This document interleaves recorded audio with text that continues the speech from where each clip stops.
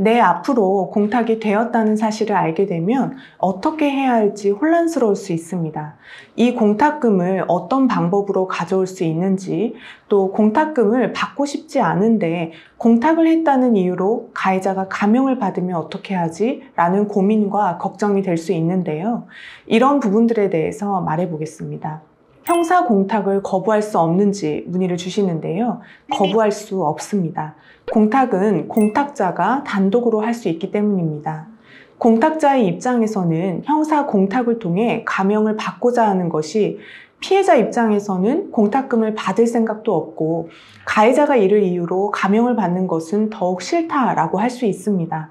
그래서 공탁을 거부하고 싶다는 이야기를 하시는데요. 제가 했던 사건 하나를 말씀드리면 친구 사이에 발생한 준강간 사건이었고 지금 이 제도가 생기기 전이었는데 가해자가 피해자의 인적사항들을 이미 알고 있는 상태였습니다. 1심에서 무죄를 주장하다가 징역 1년이 선고되었고 항소심에서 피해자와 합의를 시도하다가 피해자가 거부하자 피해자 앞으로 공탁을 한 상황이었는데요. 피해자는 나는 이 더러운 돈을 찾아갈 생각도 없고 이것 때문에 가해자가 감형을 받는 것은 절대로 원하지 않는다고 말하고 있는 상태였습니다. 이에 피해자의 이러한 의사를 의견서로 제출하였고 피해자만이 가해자를 용서할 수 있을 뿐이고 이러한 피해자의 강력한 의사에 반해서 어느 누구도 가해자를 대신해서 용서해 줄 수는 없다고 생각한다라는 의견을 진술하였습니다. 이에 가해자는 결국 감형받지 못했습니다.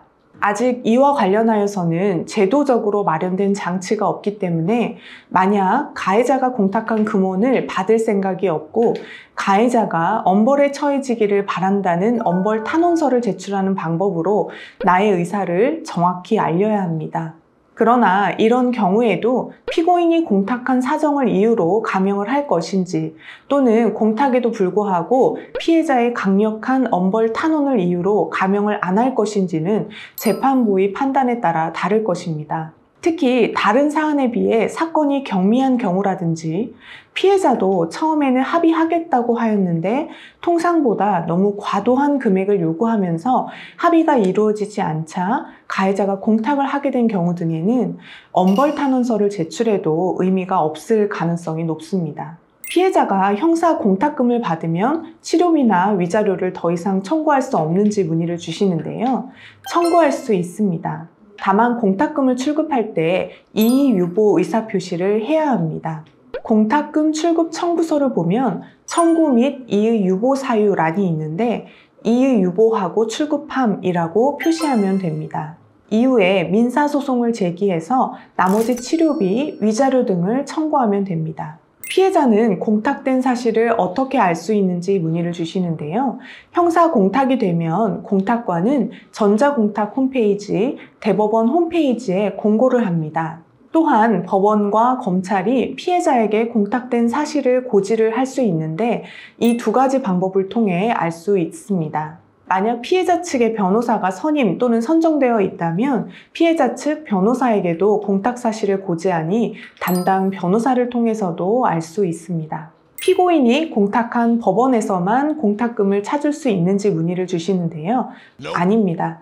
피고인이 서울중앙지방법원 공탁소에 공탁을 하였어도 피해자는 본인의 주거지에 있는 공탁소, 예를 들어 부산지방법원 공탁소에서 찾을 수 있습니다. 피고인이 공탁서에 피해자 실명을 적은 경우에 외부에 실명이 공개되는지 문의를 주시는데요. 만약 공소장에 피해자의 실명이 적혀 있는 경우 피고인은 실명을 공탁서에 기재하고 공소장을 첨부해서 공탁을 하게 됩니다. 다만 전산 입력을 할 때 피해자 성명은 비실명 처리를 하고 이후에 형사 공탁 공고 시에도 비실명 처리되어 제공됩니다.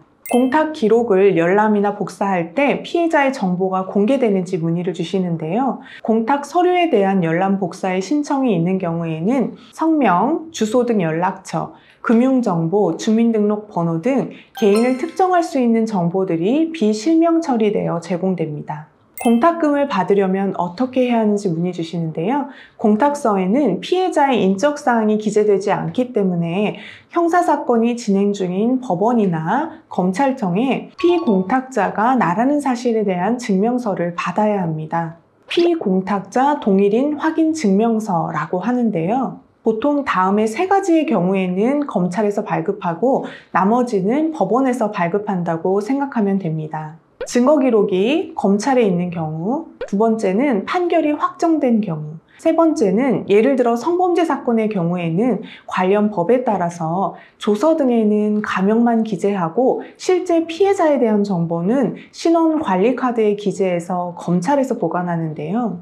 이렇게 관련 법령에 따라 피해자의 인적사항을 조서에 기재하지 않는 경우 법원에서는 피해자가 동일인인지 확인할 수 없기 때문에 검찰에 동일인 증명서를 발급해 달라고 해야 합니다. 그리고 공탁금은 계좌 입금 방식이나 현금으로 받을 수 있습니다. 오늘은 형사공탁제도 관련해서 피해자 편에 대해서 설명을 드렸는데요. 이와 관련해서 도움이 필요하시면 상담 전화로 문의 주세요.